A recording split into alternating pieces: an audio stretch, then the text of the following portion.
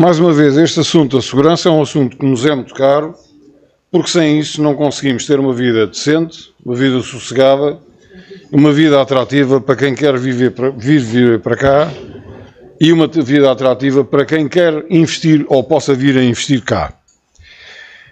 E o crime, Sr. Presidente, eu não gostava de o ver alinhado com discursos do Governo Central, que depois os números desmentem, inclusive no relatório no RISA, em que tentam dizer que a criminalidade diminuiu e depois vai-se a ver a criminalidade violenta aumentou, o número de violações aumentou, e por aí fora, e tenho aqui uma lista de vários crimes que Vossa Excelência também tem, porque a proposta de liberação lhe foi entregue, mas esta lista peca por defeito.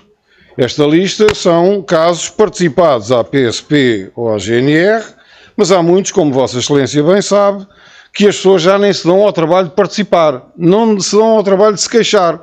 Porquê? Porque chegam às esquadras e as pessoas, enfim, coitados, eles não têm outros meios, desvalorizam muitas vezes a situação, porque não estão para preencher papéis, porque aquilo dá um monte de trabalho, e as pessoas acabam por desistir de se queixar. Isso não quer dizer que tenhamos uma cidade mais segura, não temos.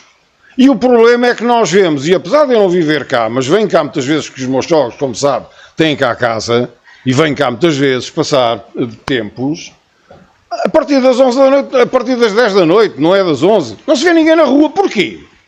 Porque as pessoas têm medo de sair à rua. Enfrentem de uma vez por todas este problema. E já aqui disse, numa sessão passada, que a videovigilância tem prós e tem contras. O primeiro pró é que identifica rapidamente quem prevaricou, os criminosos. Mas também identifica as pessoas que não decentes, que não são criminosas na sua vida privada, que pode ser que não queiram que se saiba. Portanto, isto também é uma violação, digamos, da privacidade ao mesmo tempo, das pessoas de bem. E sejamos claros, há pessoas de bem, aquelas que cumprem de lei, e há pessoas de mal, criminosos, são aqueles que não cumprem a lei. Deixemos de tretas da linguagem. Não somos todos iguais, não somos. Há pessoas de bem, são os que cumprem a lei, que vivem bem com o seu semelhante, e há os criminosos. E esses não são pessoas de bem. Não podem ter os mesmos direitos.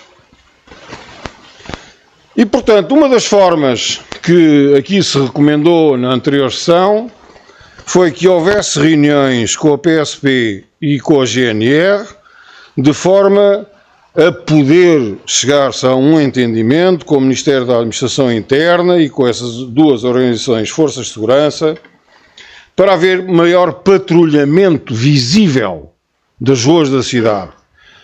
Porque, mesmo tolinhos de todo, que sejam os criminosos, não se atrevem com 2 polícias à vista a cometer crimes. E se virem patrulhamento de 2 polícias na rua, dificilmente vão agredir alguém.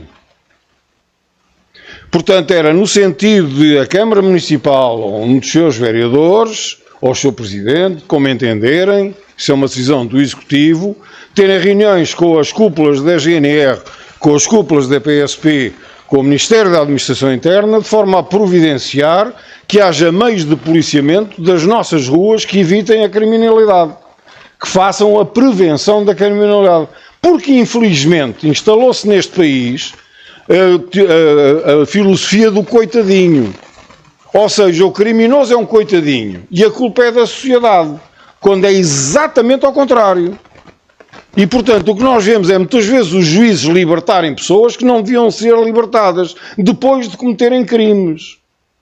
E alguns deles de sangue, e mesmo assim vão em liberdade condicional, ou apenas a obrigação de se apresentarem em esquadras. Isto não faz sentido. E, portanto, só há uma forma de evitar isto e lutar contra isto. É um policiamento frequente das ruas da cidade que induza segurança na mente dos cidadãos e que induza nos criminosos prudência no cometimento dos seus crimes.